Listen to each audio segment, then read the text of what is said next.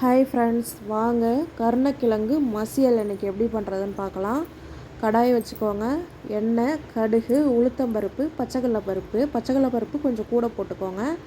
Already கருணக்கிழங்கு இந்த பெரிய கிழங்கு சட்டி கிழங்குன்னு சொல்லுவோம் இல்லைங்களா, அதை வேக வச்சு தோல் உரித்து வச்சுருக்கேன்.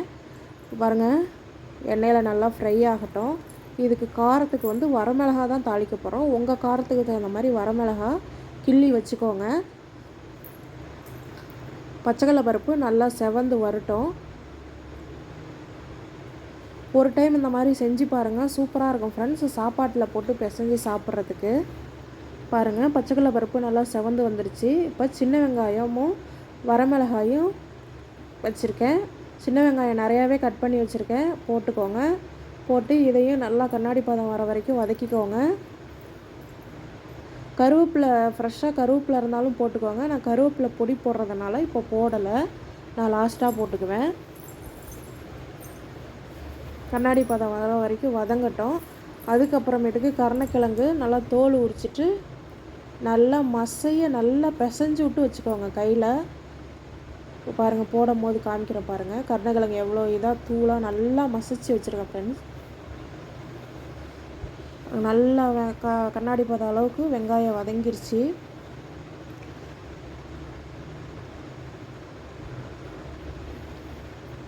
வாரத்தில் ஒரு டைம் இந்த மாதிரி செஞ்சு பாருங்கள். கருணக்கிழங்கு நல்லா கை போட்டு நல்லா மசிச்சு வச்சுருக்கேன். இன்னும் நல்லா நம்ம கரண்டி போட்டு கிண்டும் போது நல்லா குலைவாக வந்துடும்.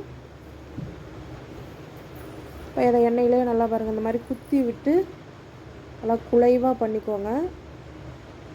இப்போ தேவையான அளவு உப்பு, மஞ்சத்தூள் போட்டுக்கணும் ஃப்ரெண்ட்ஸ்.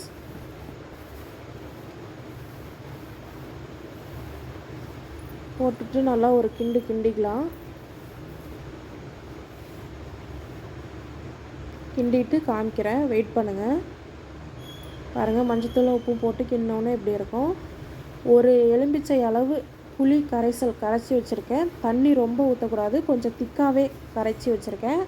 அதுலேயே ஒரு லெமன் அளவு வெல்லமும் சேர்த்து கரைச்சி வச்சுருக்கேன். வெல்லமும் புளியும் கரைச்சி வச்சதை இப்போ நான் ஊற்றிட்டேன். உங்கள் ஸ்வீட் இல்லை இன்னும் கொஞ்சம் கம்மியாக வேணும்னா கொஞ்சம் கம்மி பண்ணிக்கோங்க வெல்லத்தை. லாஸ்ட்டாக ஃபைனல் டச்சாக எப்படி இருக்குன்னு காமிக்கிறேன்.